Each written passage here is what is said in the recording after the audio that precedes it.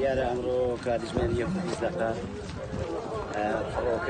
فڕۆکەیەک لە سنووری ناحەی هەڵشۆ گوندی کانیلان تێغارەیەکی شەڕکرد داوێتی لە سەیارەیەکی ئۆتۆمبیلێکی مەدەنی جۆری توێتا مەرزیە.